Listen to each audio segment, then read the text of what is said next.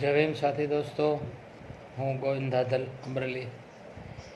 સાથી દોસ્તો, 2 દિવસ પૂર્વે સૌરાષ્ટ્રના ગીર સોમનાથ જિલ્લાના વેરાવળ તાલુકાના મોરાજ ગામે રામચંદ્રજીનું મંદિર બનવાની ચર્ચાઓ ચાલી રહી હશે.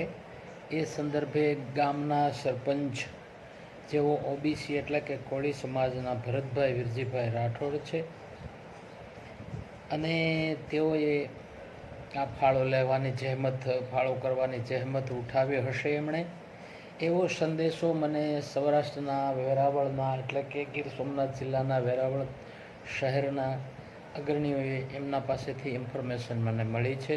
એ સંદર્ભે આ વિડીયો એક દુઃખ સાથે વ્યક્ત કરી રહ્યો છું.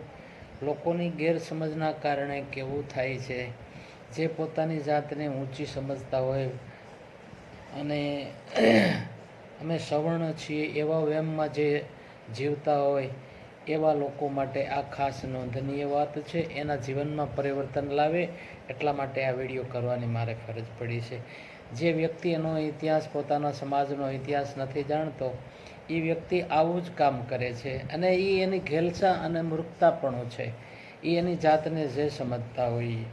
હવે ઓબીસીની 146 જાતિઓ છે ઓલ ઓવર ઇન્ડિયામાં. એમાં ગુજરાતમાં એ પૈકીની ઘણી બધી જાતિઓ છે અને ગુજરાતમાં એસસી એસટી ઓબીસીનું જે સંગઠન છે એ આ ભારત દેશની મૂળ નિવાસી પ્રજાનું સંગઠન છે. માન્યવર કાંશીરામ સાહેબ, ડૉક્ટર બાબા સાહેબ આંબેડકર, શાહુજી મહારાજ, પેરિયાર સ્વામી, એમણે આ બધી ચોખવટ કરીને આપણા સામે વાતો મૂકેલી છે. એ સંગઠન ચલાવે છે જે લોકો, એ તો બરાબર સમજે છે, પણ કેટલાક પદ ઉપર બેઠેલા સરપંચો, સભ્યો, બીજા નાના મોટા તાલુકા, જિલ્લા પંચાયતની સીટો ઉપર જે બેઠેલા ઓબીસીના લોકો એની જાતને સવર્ણ સમજે છે, એની જાતને દલિત કરતાં, આદિવાસી કરતાં, વાલ્મીકી કરતાં ઊંચી સમજે છે. નરી એની મૂર્ખાઈ છે અને એક જાતનો મનુવાદી એનો વિચાર વ્યક્ત કરી અને એની જાતને સર્વશ્રેષ્ઠ જાહેર કરવા એ માગે છે. શું કામ? એ ઇતિહાસ નથી જાણતા.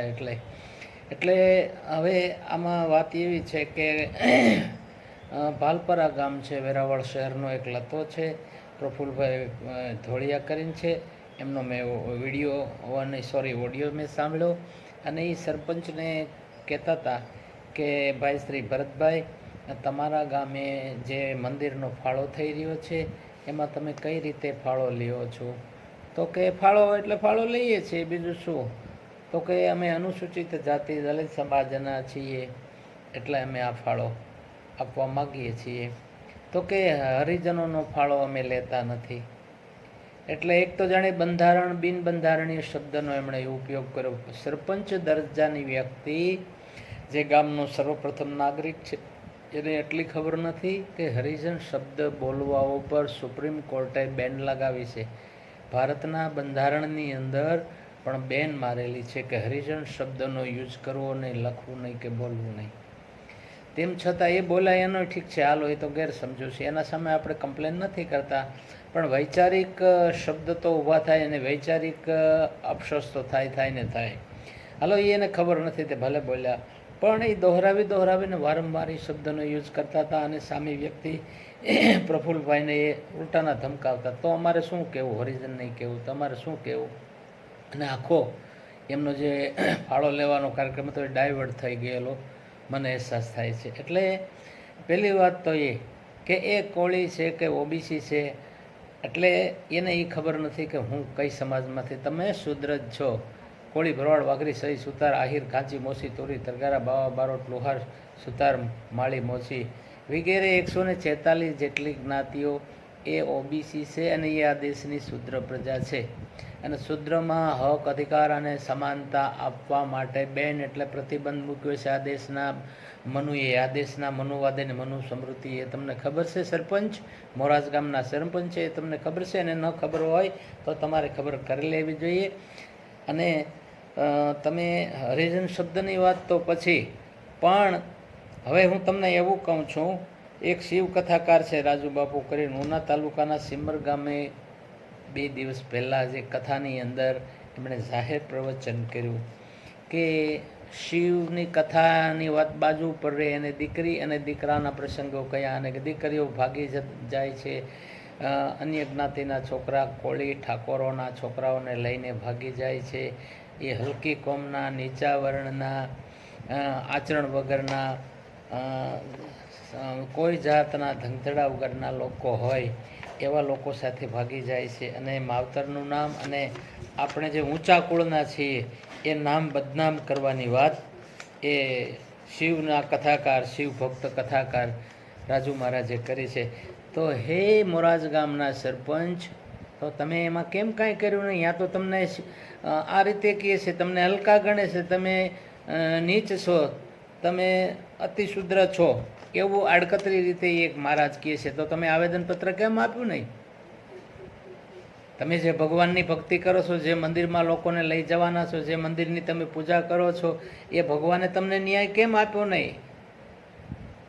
તમે શુદ્ર છો, તમે અતિશુદ્ર અમે છીએ શેડ્યુલ કાસ્ટ અનુસૂચિત જાતિ, એવો તમને અહેસાસ નથી, એનો આ વસવસો છે. હવે તમે તમારા જીવનમાં પરિવર્તન લાવો અને કેવી કેવી વ્યક્તિને મળવું નેક્સ્ટ વિડીયોમાં કહું છું. ભાઈ સરપંચ શ્રી, જય ભીમ, જય સંવિધાન, બાબા ભીમ કો સો સલામ.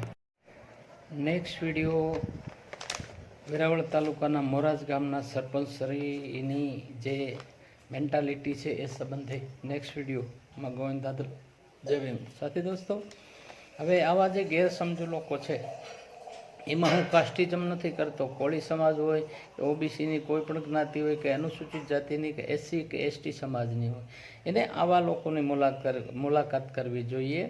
હવે જે મોટી હસ્તીઓ છે ગુજરાતમાં જેમના નામ છે, જે ઓબીસી અને ખાસ કરીને કોળી સમાજમાંથી આવે છે, જે આપણું આખું મિશન હકાવે છે, જે અનુસૂચિત જાતિમાં પણ એ માન્યતા માણસો છે, એને માન સન્માન આપે છે. તથાગત ગૌતમ બુદ્ધ એ કઈ સમાજમાંથી આવતા હતા? હે મોરાજ ગામના સરપંચ, એની તમને ખબર છે? એની તમારા પાસે જાણકારી છે? અને ન હોય તો આવી વ્યક્તિને તમે મળો. અને તમે એકલા સરપંચ નહીં, તમારા જેવા તો વિચારધારાથી વિરુદ્ધનું કામ ઘણા બધા કોળી સમાજના ભાઈઓ કરે છે. એને અમે દુશ્મન નથી ગણતા, પણ ગેરસમજુ તો ચોક્કસ છે. એની શાન ઠેકાણે લાવવા માટે આપણા મિશન તરફ જાઓ અને મિશન તરફ જઈ અને આવી હસ્તીઓ જે છે એમની તમે મુલાકાત કરો. ડૉક્ટર અર્જુનભાઈ પટેલ સાહેબ જે એસસી એસટીનું ઓબીસીનું સંગઠન રાષ્ટ્ર લેવલનું મિશન ચલાવે છે, એવા સુરતની એક મોટી ઓબીસીની હસ્તી એટલે કે કોળી સમાજના છે અને અમારા સાથી મિત્ર છે. ડૉક્ટર લેવલની પદવી છે એમની, તેમ છતાં અનુસૂચિત જાતિના ઘરે ખાય છે અને ભગવાન બુદ્ધ અને આપણા મિશન સિવાય બીજી કાંઈ વાત ચલાવતા નથી. એ કોળી સમાજના છે અને સુરતમાં રહીએ છે. મનુભાઈ ચાવડા જેઓ અમરેલી જિલ્લાના ભોરિંગડા ગામના છે અને 18 જેટલી નિશાળો મોટી સંસ્થાઓ ચલાવે છે. અને એની છાત્રાલયની અંદર તમે ખાલી એક ભોરિંગડા ગામની અંદર જાઓ તો તમને એમ થાય કે આવું છાત્રાલય ગુજરાતમાં ક્યાંય ભગવાન બુદ્ધ, ડૉક્ટર બાબા સાહેબ આંબેડકર, માતુશ્રી ઝલકારીબાઈ, સાહુજી મહારાજ, પેરિયાર સ્વામી, નારાયણ ગુરુ ને આપણા બધા જ મહાપુરુષોના ફોટાઓ તો લગાડ્યા છે, ચિત્રોય મૂક્યા છે, એમના નામથી છાત્રાલય હાંકે છે, પણ વાસ્તવમાં એ વિચારો ઉપર આખું એમનું જીવન છે મનુભાઈ ચાવડા સાહેબનું. તો આવી હસ્તીને તમે મળો અને તમારી શાની ઠેકાણે લાવશે અને માનસિક રીતે તમને ઓપરેશન કરી અને તમારા જે સડેલા વિચારો છે, જે ગંદા વિચારો છે કાઢી અને બાયપાસ સર્જરી તમને કરી આપશે. એટલે આવી હસ્તીને તમે મળો. એ મોરાજ ગામના ભરતભાઈ વીરજીભાઈ રાઠોડ સરપંચશ્રી, અને તમને અમે ઠપકો આપીએ છીએ કે આવી હસ્તીને તમે મળો. ભાવનગરના એક મોટી હસ્તી છે ચિમનભાઈ કટારિયા છે, જેઓ ઝલકારીબાઈ નામની એક યુટ્યુબ ચેનલ ચલાવે છે, જેઓ શિક્ષિત છે અને વર્ષોથી તથાગત ગૌતમ બુદ્ધ અને ડૉક્ટર બાબા સાહેબ આંબેડકરનું અને આપણા મહાપુરુષોનું એસસી એસટી ઓબીસીના મહાપુરુષોનું એક સંગઠન ચલાવે છે. અને એ વ્યક્તિ એટલું બધું મોટું યોગદાન આપ્યું છે કે એના ગુણના આપણે વખાણ કરવા બેસી તો પાર ના આવે, એવી હસ્તી છે ચિમનભાઈ કટારિયા. તેમજ એક બાબુભાઈ ફાલિયા છે, નાની જાગદાર મહુવા છે, એ પણ આપણું મિશન હકાવે છે, એ પણ આપણા મિશનના લીડર છે. ધર્મસિંહભાઈ ધાપા વ્યવસ્થા પરિવર્તન પાર્ટી જે રાજકીય પક્ષ છે ગુજરાતમાં, એના રાષ્ટ્રીય અધ્યક્ષ છે. આવી જે હસ્તીઓ છે એને તમે મળો તો દુનિયા શું છે, તમે શું છો, આપણે શું છીએ, એની આપણને ખબર નથી, એ તમને ખબર પાડશે. એટલે મોરાજ ગામના સરપંચશ્રી, તમે પહેલી વાત તો એ તમે આ ઓલા ભાઈ સીમર ગામમાં જે કથા થઈ અને કથાની અંદર ઓબીસી સમાજનો જે ખાસ વિરોધ કરવામાં આવ્યો, ઠાકોર સમાજનો એટલે કે કોળી સમાજનો, તો પહેલાં તમે આવેદનપત્ર આપો. તમે જેમ ઉના તાલુકાના ઘણા બધા ગામડાઓમાંથી આ રાજુ મહારાજ સામે બંડ પુકારી અને આવેદનપત્ર આપ્યું. અને કોળી સમાજ, એસસી એસટી અને ઓબીસી સમાજ ઉપર જેનો ધંધો ચાલે છે, જેની રોજગારી ચાલે છે, જેને બધું જ પ્રોટેક્શન, ઓક્સિજન, એસસી એસટી અને ઓબીસી 85% મૂળ નિવાસીમાંથી, જનતામાંથી એમને મળે છે બધા જ પ્રકારનો ઓક્સિજન. એવા 3 કે 3.5% બ્રાહ્મણો એ જાતિવાદીઓ છે, ને આ જ તારીખે એના માનસમાંથી જાતિવાદની ખરાબી, ગંદકી, સડો જતો નથી. તો એના સામે તમે શું કર્યું? એના માટે આપણે જવાબદાર, તમે અને હું આપણે જવાબદાર છીએ. તમે ને આપણે બધા મિશનથી વેગળા છીએ, મિશનથી દૂર છીએ. અને આ દેશના તમામ 3.5 કે 3% પંડિતો એ એના મિશનને ભારોભાર સમજે છે. તમારે એને મિશનને કશું જ લેવા દેવા નથી. બધા જ પોતપોતાની જ્ઞાતિનો નોખો ચોખ્ખો જમાવે છે. ઓબીસી વાળા, એસસી વાળા પોતાની જ્ઞાતિનો નોખો જમાવે, એસટી આદિવાસી એનો નોખો ચોખ્ખો જમાવે, ધાર્મિક અલ્પસંખ્યક એનો નોખો ચોખ્ખો જમાવે. એમાંય વળી પેટા જ્ઞાતિ, તળપદા કોળી અને સુવાળિયા કોળી, દલિત સમાજમાં વણકર, ચમાર, હાડી, નાડી, તુરી, બારોડ, ગરોડા, આ બધા સાધુ, બાવા એ બધા જ પોતપોતાનો નોખો ચોખ્ખો જમાવી અને આપણા મહાપુરુષોએ જે આ મિશન ઊભા કરવા માટે જેમણે લોહી રેડ્યું છે એની ઉપર જથ્થાબંધ આપણે પાણી ફેરવીએ છીએ. તો આઝાદીના 77 વર્ષે તમારા માનસમાં જો આ વાત નથી આવી અને નહીં, એના માટે મહત્ત્વના માણસો પોતાનો કિંમતી સમય ખર્ચી, પોતાનો લોહી પસીનો પાડી અને આ મિશન તમારા સુધી પહોંચાડે છે, એની અસર તમને કેમ થતી નથી? રામચંદ્ર ભગવાન તમે માનતા હશો, મુબારક છે, એનો વિરોધ નથી કરતો હું, પણ વાસ્તવિકતા તો કેવી પડશે. હમણાં રામ મંદિરનું 22 જનવરીના દિવસે ઓપનિંગ થયું ત્યારે આપણા રાષ્ટ્રપતિ મહામહિમ દ્રૌપદીજી મુર્મુજીને આમંત્રણ હતું? નહોતું. શું કામ? એસટી સમાજના છે એટલે. ઓબીસીના કોઈ એવા તાકાતવાર રાષ્ટ્રપતિ કે મોટી હસ્તીને આમંત્રણ હતું? શું કામ?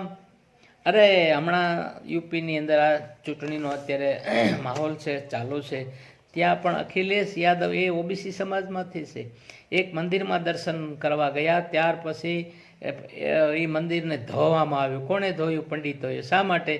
કે તમને હલકા ગણે, તમને મીન્સ કે ઓબીસી, એસસી એસટીને એના કરતાં ઉતરતા સમજે છે, હલકા સમજે છે, નીચ સમજે છે. એટલે ભાઈ શ્રી સરપંચશ્રી ભરતભાઈ, હવે આવા તમારા વિચારો છોડી દો અને આ ભૂલની તમે માફી માગો. એ કામનો બંને વિડીયાઓ સૌરાષ્ટ્રના, અમરેલી જિલ્લાના, અમરેલી શહેરથી ગોવિંદ ધાદલના જય ભીમ, બાબા ભીમકો, 100 સલામ. તારીખ 22 મે 2024. ધન્યવાદ.